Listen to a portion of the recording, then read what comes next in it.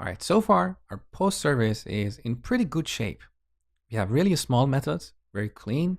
We define this handle error method that we have reused in multiple places. So it's really good. However, in a real world application, we don't have one service. We often have tens of services. So imagine we want to create a service for working with the courses endpoint. With this service, we can create a course, update a course, get all the courses, and delete a course. You can imagine that in that new service, our code is going to look almost identical. So we're going to have a method called getCourses. So instead of getPosts, we'll have getCourses. And there we'll call the get method of the HTTP object, catch errors, and pass them to the handle error method. And this also means we should repeat this implementation, handle error, in every other service. We don't want to do that. So let me show you a better way. We want to extract a reusable service for working with HTTP endpoints. So here in the services folder, I'm going to add a new file, data.service.ts. Now, back to post service. I'm going to copy all this code and simply paste it into this new file. Now on the top, first of all, I'm going to change the name of this class. So instead of post service, it's going to be data service.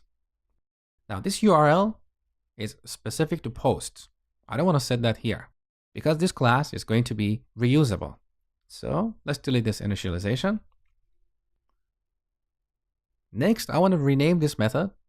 So instead of get posts, I want to call it get all. Similarly, I'm going to rename this method. So instead of create post, I'm going to call it create. Now, what about the parameter here? I want to rename this to something more generic. In HTTP services, we often use the term resource. So let's rename this to resource. Next, I'm going to rename the update post method. So let's just call this update. And once again, we rename this to resource. And finally, instead of delete post, we're going to have delete. And this method takes an ID, so we don't need to rename the parameter. So in this implementation, there is nothing specific about posts. Okay? Now, let's go back to our post service. I'm going to delete all the methods here because I defined them in that data service. So delete all the methods. All we have is the URL and the constructor. Now I want this class to inherit all the code that I defined in our generic data service. So I want to use inheritance here. So post service extends data service. Now here we have a compilation error. So this is telling us that these two different types have separate declarations of a private property called URL. So because we defined this URL field in our base class, we should have redefined it here. So for now, let me just comment out this line. We still have a compilation error. Let's have a look.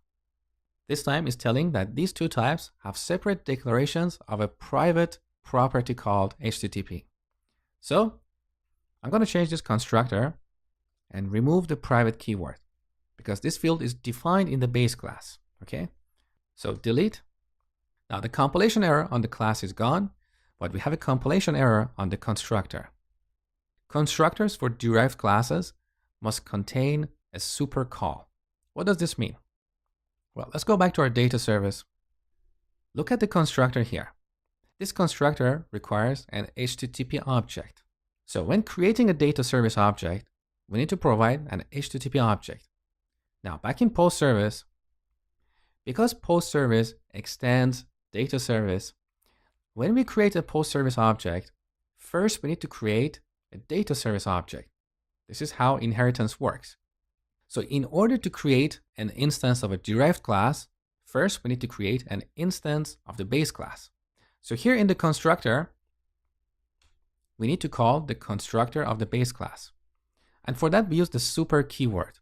So super, and we call it like a function. Now here we need to pass an HTTP object. So this HTTP object that we have as a parameter to this constructor, I'm going to simply pass this to the base class, HTTP. and the compilation error is gone. Now we're almost done. The last step is to fix the issue with the URL. So let's go back to our data service. Here in the constructor, I'm going to add a new parameter, private URL of type string. So I want the classes that derive from this data service to supply this URL. And this way, we can reuse this class in multiple places. Now we have a compilation error because we have defined this URL field in 2 places. So delete. Beautiful. Now we have a reusable data service. So let's go back to our post service.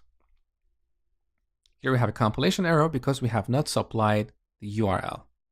So I'm going to get this URL here and pass it when calling the constructor of data service. And we are done. Now with this implementation, you can see our post service has only 3 lines of code. And next time we want to create another service like course service or author service or tweet service, we don't have to repeat all this implementation here. Okay? So back in post service, let's do the final cleanup.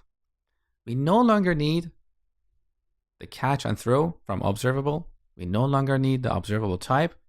We no longer need these application specific errors. Delete. All we need is these 3 import statements. Much cleaner. Now the final step. Let's go to our posts component. We have a few compilation errors because we changed the name of our methods. So instead of get posts, we should call get all. And similarly, instead of calling create post, we should call create. Instead of calling update post, we should call update. And finally, instead of calling delete post, we should call delete. Now let's test the application. So here we have all the posts. I can add a new post. Beautiful. And I can delete it. And we get this error message. This post has already been deleted because we're sending an invalid post ID. So now we have a reusable data service that we can use in multiple places in one application or across different applications.